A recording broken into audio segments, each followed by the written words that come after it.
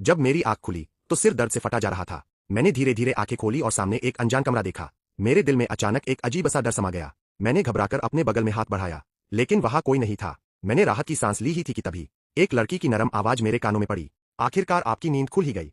मैं चौंककर उसकी तरफ देखने लगा। क्या बात है मिस्टर स्मिथ, कहीं आप रात की बातों से मुकरने का तो इरादा नहीं कर रहे?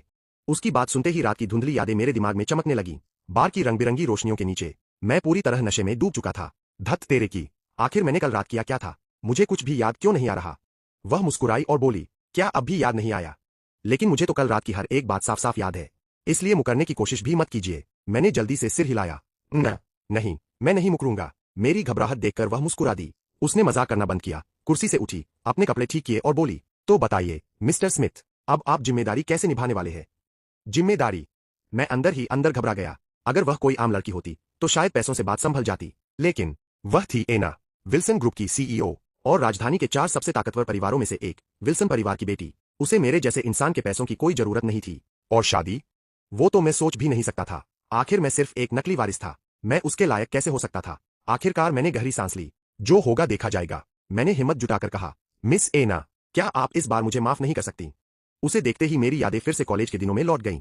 एना उसी यूनिवर्सिटी में पढ़ती थी जहां मैं पढ़ता था। वह पूरे कैंपस की सबसे मशहूर लड़की थी। रुतबा, खूबसूरती और पियानो, हर चीज में वह बेमिसाल थी। दूसरी तरफ लूसी को भी पियानो का बेहद शौक था। हर प्रतियोगिता के बाद वह मासूमियत से कहती, जैक, मेरे लिए फूल लेकर आना। अजीब बात यह थी कि हर बार उसका मुकाबला एना से ही होता था। लूसी भी बहुत अच्छा बजाती थी, लेकिन जीत हमेशा एना की ही होती थी। मैंने कभी नहीं सोचा था कि इतने सालों बाद हमारी मुलाकात इस तरह होगी। सच ही कहते हैं, जिंदगी इंसान के साथ अजीब खेल खेलती है। एना हल्का सा मुस्कुराई। जूनियर, कल रात तो तुम बिल्कुल भी इतने शर्मीले नहीं थे। उसकी बात सुनकर मेरे पैरों तले जमीन खिसक गई। ओह नहीं, उसने मुझे पहचान लिया। लेकिन इस वक्त पुरानी यादें ताजा करने का समय बिल्कुल नहीं था। मैं मन ही मन चिल्लाया, हे भगवान, कोई तो मुझे इस मुसीबत से बचा लो। मैं सचमुच बुरी तरह फंस चुका था। मैंने कुछ पल चुप रहकर गहरी सांस ली। अब चाहे कुछ भी हो, मुझे इस हालात का सामना करना ही होगा। मैंने गंभीर स्वर में कहा, मिस एना, अगर मुझसे सच में कोई गलती हुई है तो मैं अपनी पूरी क्षमता के अनुसार उसकी जिम्मेदारी लेने को तैयार हूं।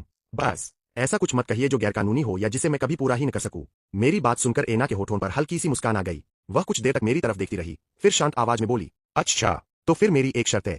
मैंने बिना सोचे सिर हिला दिया। कहिए। एना ने सीधे मेरी आंखों में देखा। उसकी आवाज पहले से कहीं ज्यादा गंभीर थी। मुझसे शादी कर लो। एक पल के लिए मुझे लगा जैसे मैंने गलत सुन लिया हो। क्या शादी?